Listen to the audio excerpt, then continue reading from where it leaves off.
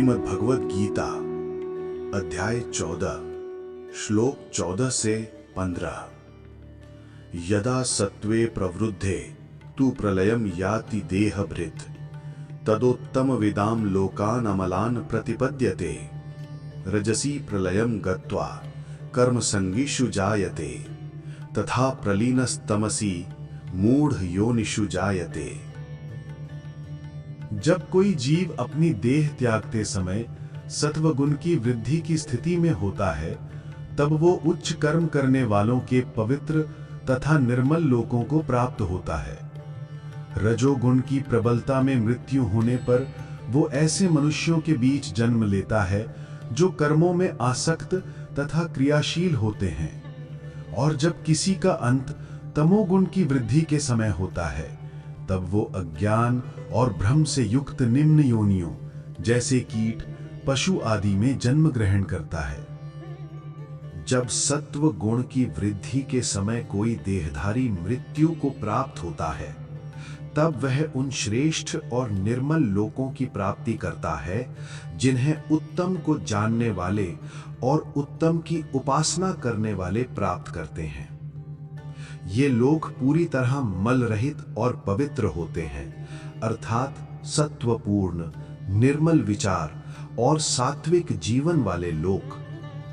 यदि कोई मनुष्य रजोगुण की वृद्धि की अवस्था में मरता है, तो वह कर्मों में आसक्त और गतिविधियों में लिप्त रहने वाले मनुष्यों में जन्म लेता है। और जब किसी का अंत तमोगुण की वृद्धि के साथ होता है, तो वह अज्ञान युक्त, भ्रमित और निम्न योनियों जैसे कीट, पशु आदि में जन्म लेता है। यहां गुणों का वर्णन चल रहा है। गुण क्या है, उनका कार्य क्या है और विभिन्न गुणों की स्थिति वाले लोग मृत्यु के बाद किस दिशा में जाते हैं, भगवान इन सब बातों को स्पष्ट कर रहे हैं। यहां पुनर्जन्म का शास्त्रीय सिद्धांत भी बताया गया है। सेमिटिक परंपराओं में पुनर्जन्म की मान्यता नहीं है, परंतु पुनर्जन्म में न मानने से पुनर्जन्म होना बंद नहीं हो जाता। केवल तत्वों के समूह का नाम मानव जन्म नहीं है, उसके भीतर जो प्रखर चैतन्य है वही कुछ आग्रह बनाता है। हमारे शास्त्रकार कहते हैं, अविद्या, अस्मिता, राग, द्वेष और अभिनिवेश ये 5 क्लेश हैं। इनमें अस्मिता का अर्थ है वो आग्रह जिसे मनुष्य जीवन भर पकड़े रहता है कि ये होना ही चाहिए। यही आग्रह मृत्यु तक नहीं छूटता। इसलिए विचार को शास्त्रीय और वैज्ञानिक दृष्टि से देखना चाहिए। चैतन्य अपने भीतर कुछ गांठें बांध लेता है। मन, बुद्धि और अहंकार कोई अलग अलग हटाए जा सकने वाले गोले नहीं हैं। मन में जो संकल्प विकल्प हैं वे सहजता से छूटते नहीं। जैसे यदि कोई व्यक्ति निश्चय करे कि उसे 3:30 बजे उठना है, तो ये आग्रह उसे नींद से जगाता है। उसका मन उसी आग्रह के प्रभाव में काम करता है। न्यूटन के जन्म से पहले किसी को गुरुत्वाकर्षण के नियम का ज्ञान नहीं था, तो क्या उस समय ये नियम काम नहीं कर रहा था? क्या पेड़ों से गिरने वाला फल नीचे आने के बजाय ऊपर जाता था? नहीं, नियम तो तब भी सक्रिय था, बस मनुष्यों को उसकी जानकारी नहीं थी। न्यूटन से पहले भी फल नीचे ही गिरता था और नियम के ज्ञात होने के बाद भी नीचे ही गिरता है। उसी प्रकार पुनर्जन्म का नियम भी है, चाहे हम उसे स्वीकार करें या ना करें, वह शास्त्र सम्मत रूप से कार्य करता ही है। भगवान गीता में पुनर्जन्म को एक स्वतः सिद्ध सत्य के रूप में पकड़कर आगे बातें कहते हैं। पुनर्जन्म कोई अंधश्रद्धा नहीं, बल्कि पूरी तरह बुद्धि संगत विषय है। मृत्यु के बाद प्राणी की जो गति होती है वह अपने आप यानी स्वाभाविक रूप से होती है। इसमें ऐसा नहीं कि भगवान बीच में बैठकर हर निर्णय अलग से लेते हों। भगवान केवल विशिष्ट मामलों में निर्णायक भूमिका निभाते हैं, पर सामान्यतः ये प्रणाली स्वतः संचालित होती है। जिस वासना को बुद्धि ने पकड़े रखा होता है वही चैतन्य के साथ आगे बढ़ती है।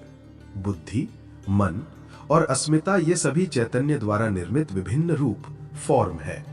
जैसे एक ही रस्सी में कई गांठें होती हैं, वैसे ही ये रूप भी चैतन्य की बनी हुई गांठों की तरह है। गांठें खोल दें तो रस्सी एक ही रहती है।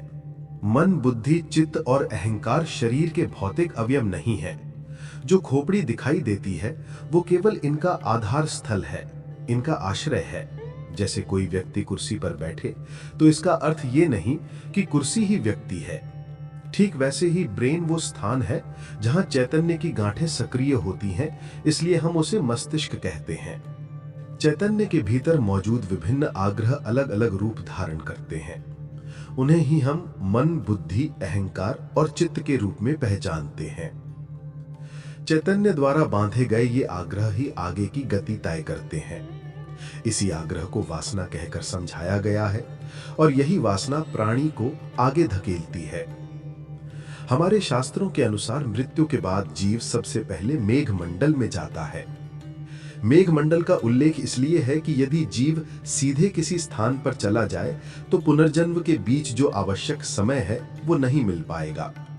इस मध्यकाल की भी अपनी शास्त्रीय आवश्यकता है। पुनर्जन्म से पहले जो अशरीरी अवस्थाएं होती हैं, उन्हें टिके रहने के लिए ये समय आवश्यक है। चैतन्य में शरीर से जुड़े कुछ आग्रह होते हैं और कुछ अशरीरी आग्रह भी। अशरीरी आग्रह लिंग देह से संबंधित होते हैं। पंच ज्ञानेंद्रियां, पंच कर्मेंद्रियां, पंच प्राण, मन और बुद्धि, इन 17 तत्वों से बना लिंग देह अशरीरी होता है। जो व्यक्ति जितना अधिक सात्विक होता है उसका मार्ग उतना ही शीघ्र और ऊर्ध्वगामी होता है। जैसे बिना बीज वाली रुई का रेशा तुरंत उड़ जाता है, और जो जितना तमोगुणी होता है वो उतना ही नीचे रहता है और ऊपर उठने में अधिक समय लगता है। जैसे बीज वाली रुई नीचे ही रुक जाती है। मृत्यु के बाद जीव पहले मेघमंडल में जाता है, फिर वहां से वनस्पति में प्रवेश करता है। वनस्पति से वो पिता के भीतर आता है और वहां से माता के शरीर में जाकर भौतिक शरीर धारण करता है। इस प्रकार अशरीरी अवस्था से शरीर धारण की प्रक्रिया पूरी होती है। ये समस्त क्रम अपने आप स्वाभाविक रूप से घटित होता है। इसी प्रकार पुनर्जन्म होता है। गीता कहती है, सत्वे प्रवृद्धे प्रलयम जाति। यह वचन मृत्यु के समय की स्थिति यानी प्रयाण काल के बारे में है। उपनिषदों में प्रयाण काल और अंतकाल दोनों का उल्लेख मिलता है, पर वहां यह भेद स्पष्ट रूप से वर्णित नहीं है।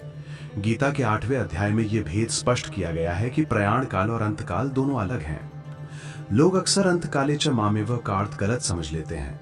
उनका मानना होता है कि व्यक्ति पूरी जिंदगी जैसा चाहे वैसा जीवन जी ले, लेकिन मरते समय यदि राम नाम ले ले तो मुक्ति मिल जाएगी। इसी विचार से बच्चों के नाम भगवान के नाम पे रखे जाते हैं, ताकि मृत्यु के समय यदि बच्चे को पुकारा भी जाए तो भगवान का नाम निकल आए और मुक्ति मिल जाए। पुराणों में अजात शत्रु यानी अजामिल की मुक्ति को इसी प्रकार बताया जाता है, लेकिन ऐसा सोचना सही नहीं है। मुक्ति इतनी सस्ती नहीं है। जैसे छोटे बच्चों को समझाने के लिए माता पिता सरल भाषा और छोटे छोटे उदाहरण देते हैं, उसी प्रकार पुराण भी कभी कभी सहज भाषा में बातें समझाते हैं। जैसे एक समय बच्चों की चोटी होती थी तो पिता कड़वी दवा पिलाने के लिए कहते, शिखा बढ़ेगी, दवा पी लो। इसका अर्थ यह नहीं कि आयुर्वेद गलत है, यह केवल समझाने का तरीका था। यदि कोई व्यक्ति दुराचार भरा जीवन जीकर भी केवल मृत्यु के समय भगवान का नाम ले लेने से मुक्त हो जाए, तो इसका अर्थ यह होगा कि जगत में न ईश्वर है न कोई नियम, जो कि संभव नहीं है। मनुष्य का अंतकाल जीवन में एक ही बार आता है, वह स्थिति जिसमें जीव शिव बन जाता है, अर्थात पूर्णता को प्राप्त हो जाता है। इसके विपरीत प्रयाण काल मृत्यु के बाद आता है और उसके बाद पुनर्जन्म संभव रहता है। प्रयाण पूरे जीवन में किए गए कर्मों और संस्कारों का कुल योग होता है। शास्त्रकार बताते हैं कि प्रयाण काल में एक क्षण के लगभग आधे सेकंड का स्वप्न आता है, जिसमें पूरे जीवन का सार रूपी चित्र दिखाई देता है। इन्हीं सात्विक विचारों, सदाचार और जीवन के प्रभावों का यह गुप्त चित्र होता है। पुराणों में जिसे चित्रगुप्त कहा गया है, उसका अर्थ भी यही है, गुप्त यानी अदृश्य चित्र।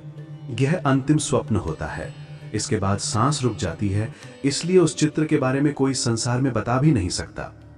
यदि किसी व्यक्ति को प्रयाण काल में किसी अस्तबल में बंधे घोड़े का चित्र दिखाई दे, तो वही उसकी आगे की गति का आधार बन जाएगा। इसी प्रकार व्यक्ति की वासना और कर्म के अनुसार सब कुछ स्वतः यानी पूर्णतः स्वचालित रूप से हो जाता है। यह व्यवस्था स्वयं भगवान द्वारा निश्चित की गई है। प्रयाण काल में यदि सत्व गुण का प्रभाव हो तो जीव प्रकाशमय और जागृत जीवन की ओर जाता है, उन्हीं स्वच्छ निर्मल लोकों की ओर जिन्हें अमल लोक कहा गया है। हमारे साधारण जीवन में जागरूकता इतनी आसानी से नहीं आती। कोई व्यक्ति जागने की कोशिश करे तो आसपास के लोग उसे फिर सुला देते हैं, अभी घड़ी में समय है, सो जाओ। यदि कोई बच्चा गीता पढ़ने लगता है तो माता पिता कहते हैं अभी तुम छोटे हो, गीता पढ़ने का समय नहीं है। यह जागृत जीवन नहीं है। कभी भूल चूक से यदि किसी की आंख खुल भी जाए तो वातावरण उसे फिर नींद में लौटा देता है और उस व्यक्ति को यह नींद बहुत मीठी लगती है। इसी को माया कहा गया है। बचपन में सुबह कोई कहे अभी 2 मिनट और सो लो तो वो नींद कितनी मधुर लगती है, पूछना ही क्या। और यदि कोई उठाने आए तो वह राक्षस जैसा लगता है। इसी में जीवन के 4.5 दशक कब बीत जाते हैं पता ही नहीं चलता। हमारे जीवन में भी ठीक ऐसा ही होता है। जब हम लगभग 25 साल की उम्र में जागते हैं तो मन में बस 2 मिनट बाद उठता हूं का विचार आता है और इसी टाल मटोल में कब 75 वर्ष पूरे हो जाते हैं पता ही नहीं चलता। जब व्यक्ति इतना समय गंवा देता है तब भगवान बार बार मौके देते हैं, पर फिर भी इंसान जागता नहीं है। ऐसी स्थिति में क्या होता है? तब यमराज आते हैं। वो आकर जोरदार झटका देते हैं और कहते हैं उठो, तुम्हारा समय पूरा हो चुका है। सुभाषितकार कहते हैं कृतांतस्य दूती जरा कर्णमूले। इसका अर्थ है कि जरा सबसे पहले कान के पास आकर दस्तक देता है, वह तुरंत एक धक्का देता है, एकदम से कान में बहरापन आ जाता है। यह बुढ़ापा वास्तव में मृत्यु के दूत के रूप में एक नोटिस देता है कि अब तुम 50 के हो चुके हो, तुम्हारे पास अब थोड़े ही दिन बाकी हैं। अगर तुम्हें कोई नेक काम करना हो तो कर लो। तुमने जो आज तक किया उसकी चर्चा अब छोड़ दो, अब केवल प्रभु का काम करना शुरू कर दो। सुभाषित में एक शब्द है अम्लान। इसका अर्थ है स्वच्छ या पवित्र। अमल लोक अर्थात स्वच्छ निर्मल लोक।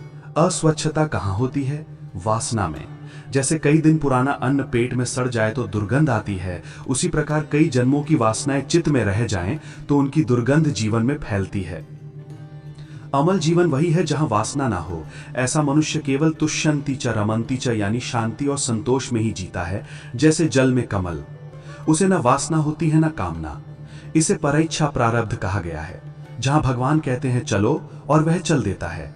उसकी यात्रा की व्यवस्था स्वयं भगवान करते हैं। प्रभु उसकी पूरी देखभाल करते हैं। ऐसे लोग दुनिया में रहते तो साधारण मनुष्यों की तरह ही हैं, कोई चमत्कार नहीं दिखाते, पर वह भगवान की इच्छा से ही जन्म लेते हैं और विश्व की आवश्यकता पूरी करने के लिए इस संसार में आते हैं। ऐसे जागृत जीवन वाले व्यक्तियों की कुंडली यदि आप साधारण लोगों की तरह निकालेंगे तो वह मेल नहीं खाएगी। फिर भी लोग सभी की कुंडली बनाते हैं, यहां तक कि श्री कृष्ण की भी, और कहते हैं कि ग्रहों की विपरीत स्थिति के कारण ही श्यामंतक मणि चोरी का आरोप लगा था। पर जागृत जीवन वाले लोगों पर यह सामान्य नियम लागू नहीं होते। जागृत और सत्व प्रधान जीवन जीने वाले लोग अमल लोक अर्थात वासना रहित लोक को प्राप्त करते हैं। इन्हें पुनः मानव जन्म मिलता है और बार बार श्रेष्ठ परिस्थितियां, शुभ अवसर और अच्छे कर्म करने का मौका प्राप्त होता है। अन्य लोग जिन पर रजोगुण का प्रभाव अधिक होता है, जिनके जीवन का अधिकांश भाग रजोगुण में व्यतीत होता है, वे पुनः मनुष्य जन्म तो पाते हैं, पर उनकी जीवन यात्रा कर्म संग से भरी होती है, अर्थात तृष्णाओं और आसक्तियों से संचालित। वे बचपन से ही कई जन्मों की इच्छाएं और आकांक्षाएं लेकर आते हैं। गीता का वचन है तथा प्रलीनस्तमसि मूढ़ो योनिषु जायते, अर्थात जो तमोगुण में डूबे रहते हैं, जिनका जीवन केवल खाओ पियो और रहो तक सीमित है, वे भगवान का नाम तो लेते हैं पर भीतर भाव भगवान के लिए नहीं, संसार के लिए होता है। वे भगवान को इसलिए पुकारते हैं कि संसार में उन्हें कुछ लाभ मिल जाए। शास्त्र ये नहीं कहता कि भगवान का नाम लेने वाला हर व्यक्ति सत्वगुणी ही होता है। कोई व्यक्ति 3 घंटे ठाकुर जी की सेवा करे तो यह आवश्यक नहीं कि वह सत्वगुणी ही हो, रजोगुणी भी ऐसा कर सकता है। मैं नाम स्मरण को हल्का नहीं कह रहा। नाम स्मरण से व्यक्ति ऊपर उठता है, इसमें मुझे कोई संदेह नहीं, पर किसी का नाम लेना यह प्रमाण नहीं कि वह सत्वगुणी है। यदि इस भ्रम में कोई जीवन भर रहा तो उसके जीवन की दिशा कभी बदल ही नहीं पाएगी। इसलिए ये बात कही जा रही है, तमोगुणी व्यक्ति नाम तो लेता है, पर अज्ञान और मोह के कारण भगवान अत्यंत स्पष्ट रूप से बताते हैं, उनकी बातों में भ्रम या अस्पष्टता की कोई जगह नहीं। वे पूरी तरह शास्त्रीय विवेचन करते हैं। तमोगुणी प्राणी मूढ़ योनियों में जन्म लेता है। मनुष्य लोक कर्म भूमि है, यहाँ कर्म का अवसर है। बैल की भूमि भोग भूमि है, वृक्षों की भी भोग भूमि है। वर्षों से खड़ा वृक्ष भी समझ रखता है, उसमें बुद्धि और प्रतिक्रिया की क्षमता होती है। आज विज्ञान इस दिशा में शोध कर रहा है। हमारे यहाँ कहा गया है, आपोमयः प्राणाः। जिसे जीवित रहने के लिए पानी चाहिए वह प्राणी है। यह न्याय मत का सिद्धांत है। जिस व्यक्ति को ना कुछ करना है, ना अपनी दी गई शक्ति का उपयोग करना है, ना बुद्धि का और ना दिए गए प्रारब्ध का, जिसका जीवन केवल खाओ पियो और संसार करो तक सीमित है, उसके जीवन का उद्देश्य बहुत छोटा रह जाता है। भगवान भी सोचते होंगे कि ऐसे मनुष्य से तो गधे का जीवन अच्छा, जिसे रोटी पाने के लिए पढ़ाई नहीं करनी पड़ती। मनुष्य रोटी कमाने के लिए 15 साल पढ़ाई करता है। यदि केवल eat drink and be merry ही करना हो तो मनुष्य शरीर की क्या आवश्यकता है। इसलिए ऐसे लोग मूढ़ योनियों में, पशु जन्म में जाते हैं। थियोसॉफिस्ट लोगों की पुनर्जन्म के बारे में एक धारणा है, मैन इज एवर मैन, यानी मनुष्य एक बार मनुष्य पैदा हो गया तो हर जन्म में मनुष्य ही रहेगा। उनके अनुसार मनुष्य पशु योनि में नहीं जा सकता। वो कर्म के कारण गरीब, बीमार या दुखी हो सकता है, लेकिन रहेगा मनुष्य ही। यह सिद्धांत सही नहीं हो सकता। इस पर मैं अभी विस्तार में नहीं जाता। यदि यह सिद्धांत माना जाए तो 2 संसार मानने पड़ेंगे, एक मनुष्य संसार और दूसरा पशु संसार। लेकिन शास्त्रकारों की दृष्टि में संसार एक ही है और चैतन्य भी एक ही है।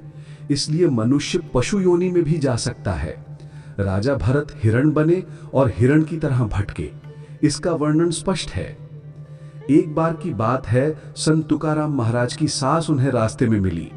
उनकी सास उन्हें पहचान नहीं पाई, लेकिन तुकाराम महाराज ने उन्हें तुरंत पहचान लिया। उन्होंने अपने मन में कहा, माझा रामा विसरली मढ़ून गर्दभी झाली, आता कैसे लुगड़े चोली। यह विचार करते हुए तुकाराम जी ने उन्हें मामी कहकर आवाज दी। सोचिए, एक समय था जब उनकी सास यह तय करने में 3-3 घंटे लगाती थीं कि कौन से कपड़े पहनूं, यह पहनूं या वह। अब वो सारी टक टक या झंझट खत्म हो गई। पैसे कमाना, कपड़े खरीद कर लाना और जब वे फट जाएं तो फिर नए लाना, ये सारा झंझट आखिर क्यों? इसलिए संत तुकाराम महाराज के कुछ अभंग तो वास्तव में बहुत कटु और भयंकर हैं। शायद आपको ये विश्वास नहीं होगा कि ये संत इतनी कड़वी बातें भी कहते होंगे। पूरे संसार में ऋषि और संत जैसे कठोर बोलने वाले दूसरे कोई जन्मे नहीं हैं। उन्होंने केवल व्यक्तियों पर ही नहीं, बल्कि उस समय की रूढ़ियों और परंपराओं की भी खुलकर आलोचना की है। संत जितने मीठे और कोमल वचन बोलते हैं, जब वे उतना ही कठोर बोलते हैं तो उनकी वाणी धारदार, जबरदस्त और अत्यंत तीक्ष्ण हो जाती है। उनका उद्देश्य सामने वाले व्यक्ति को खुश करना बिल्कुल नहीं होता है। उन्हें इस बात की जरा भी चिंता नहीं होती कि उनकी बातों से किसे क्या महसूस होगा या किसे क्या लगेगा। वे केवल सत्य कहते हैं। मनुष्य योनि में बड़े अवसर मिलते हैं, शक्ति मिलती है, बुद्धि मिलती है, धन मिलता है। लेकिन यदि मनुष्य इन सब का उपयोग केवल पशु जैसी वासनाओं और भोगों में ही बिता दे और मनुष्य जीवन का कोई उच्च उद्देश्य न देखे, तो कर्म के सिद्धांत के अनुसार वो वस्तुतः पशु जैसा ही जीवन जी रहा होता है।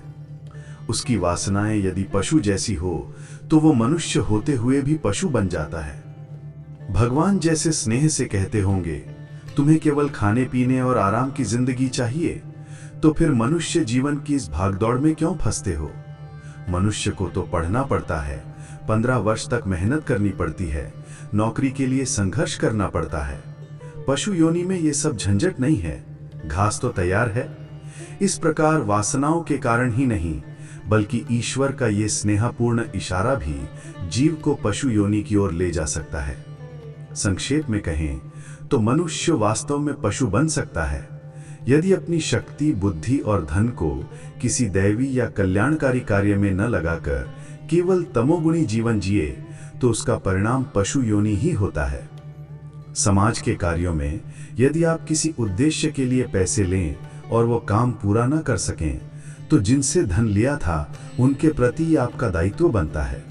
यदि समाज के लिए धन एकत्र कर कोई वचन दिया और बाद में उसी वचन को तोड़ दिया तो दोष आपकी ही जिम्मेदारी बनता है, और ये दोष अक्सर उन लोगों पर लगता है जो वास्तव में निर्दोष होते हैं। यदि आपने 10 लोगों से पैसा लेकर किसी का कल्याण किया तो ये अच्छी बात है, लेकिन यदि नहीं किया तो स्थिति ये हो जाती है कि घी देखा पर डंडा नहीं देखा, यानी जहां लाभ दिखता है वहां लोग दौड़ पड़ते हैं पर जोखिम और जिम्मेदारी नहीं देखते। ऐसे मामलों के पीछे अक्सर धोखा छिपा होता है। भगवान का कार्य वही है जिससे संसार में मंगल बढ़े, तेजस्विता बढ़े, दिव्यता और पवित्रता बढ़े। अपनी शक्ति का उपयोग इसी दिशा में करना ईश्वरीय सद्गुण कहलाता है। प्रभु कार्य में हमारी कोई व्यक्तिगत जिम्मेदारी नहीं होती, केवल हमारा हेतुत्व शुद्ध होना चाहिए। कितना परिणाम आया, कितनी पवित्रता बढ़ी, कितना फल मिला, ये हमारा विषय नहीं। हमें केवल ये देखना है कि हमने ईमानदारी से पवित्रता के लिए प्रयास किया या नहीं। प्रभु कार्य और सामाजिक कार्य में यही बड़ा अंतर है। प्रभु कार्य से आप अपने अंदर शुद्धि लाते हैं और दूसरों का भी शुद्धिकरण करते हैं। अंततः वही समाज सेवा बन जाती है। कहने का आशय यह है कि जिसने अपनी शक्ति का उपयोग नहीं किया वो तमोगुणी होकर मूढ़ योनियों में जाता है। मनुष्य जीवन में जो भोग स्वतः मिले हों न कि अर्जित किए हों, तमोगुणी व्यक्ति उन्हीं को भोगता है। यही कारण है कि कहा जाता है वासी खाता है और उपवासी रहता है। एक उदाहरण से यह बात स्पष्ट होती है। एक अच्छे घर की लड़की का विवाह एक धनाढ्य परिवार में हुआ। वहां सुख सुविधाएं भरपूर थीं, भोजन वस्त्र सब उत्तम थे। एक दिन वो बहू किसी को कुछ देने लगी तो घर वालों ने रोक दिया। हमारे घर में यह नहीं चलेगा, तुम्हें जो चाहिए अच्छा से अच्छा ले लो, पर देने वाले काम मत करो। उस लड़की ने अपने मायके एक पत्र लिखा, मैं यहाँ सुखी हूं पर वासी खाती हूं और उपवासी रहती हूं। पिता को आश्चर्य हुआ, इतने समृद्ध घर में रहने पर भी वो ऐसा क्यों कह रही है। उन्होंने दामाद के पिता से पूछा। ससुर ने बहू से ही पूछ लिया, तुम्हें कब वासी खिलाया?